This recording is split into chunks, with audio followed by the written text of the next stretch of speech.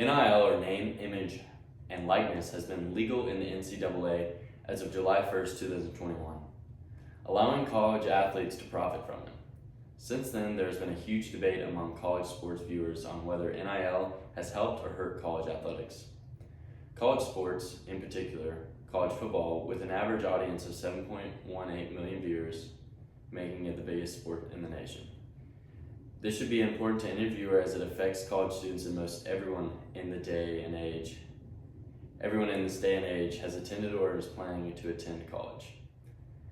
I have been a college sports fan, in particular a Tennessee Vols fan, as you can see.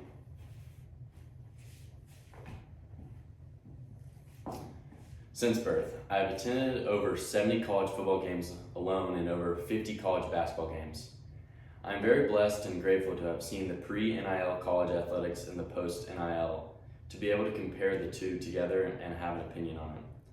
Along with my viewers, I'm a college student who dearly supports his or her college through and through, meaning that I'm surrounded by college stuff and college athletics every day. NIL has allowed loyalty for a college to vanish within 3 years. NIL is allowing uninformed kids/adults to obtain too much money for their own good and having a negative impact on them. The involvement of boosters has allowed the concept of corruption to be swung into play when recruiting. It also has the ability to shift a team's focus from educational and athletic development to commercial interest.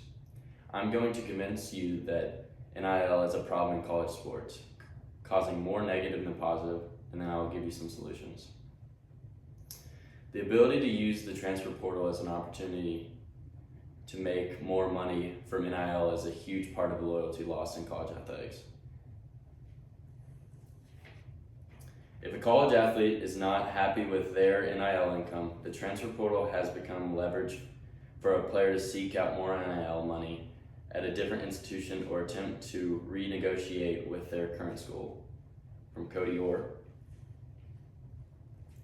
A fix that has been suggested by many experts and that I would agree with is that signing for a school should be formatted like a contract.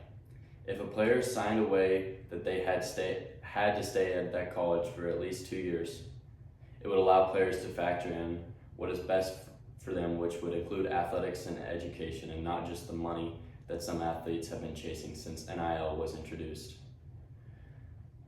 Another problem with NIL that has surfaced is the athletes receiving all this money that are not properly educated with budgeting and have been losing all of it quickly or even remotely filing for bankruptcy.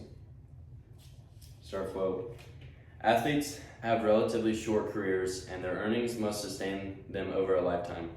Overspending as well as a lack of financial knowledge and planning are how some of the most iconic athletes have ended broke.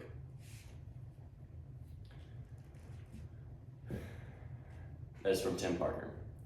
As all of these athletes are receiving money before even attending a single college class, I think that a solution to this problem is to hold on to the majority of the money until the athlete has graduated, which allows them to have more time for brain maturity and allows them to take classes and to learn how to properly budget.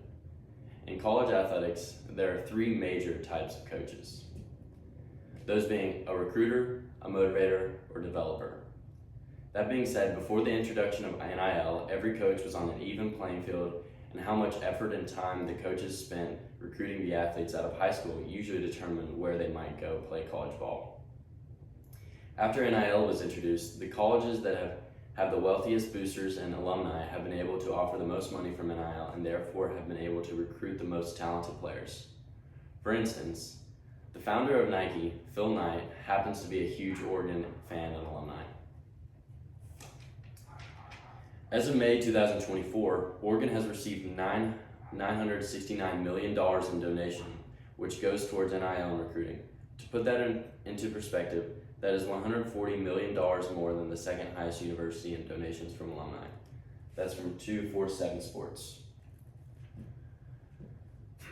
This allows Oregon to repeatedly have the highest recruiting classes in pretty much every sport year after year. Do not get me wrong, I have nothing wrong with the alumni donating towards their alma mater.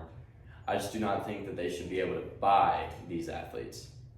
A solution for this particular problem is to force schools to have a maximum amount of money to be focused for recruiting, which would level the playing field for those schools. The addition of NIL has allowed athletes to overlook some very important needs when deciding where to go to college, and have just been allowing the money to persuade them. These college athletes should be set up for success on and off the field throughout college. Educational needs and athletic needs were constantly being filled and checked off the list when athletes decided where to play college ball before NIL.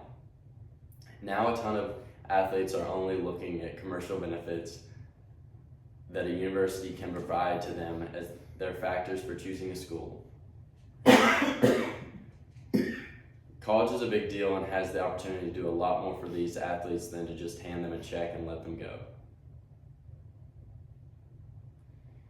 NIL as an idea is a good thought in my head, but the execution was done very poorly.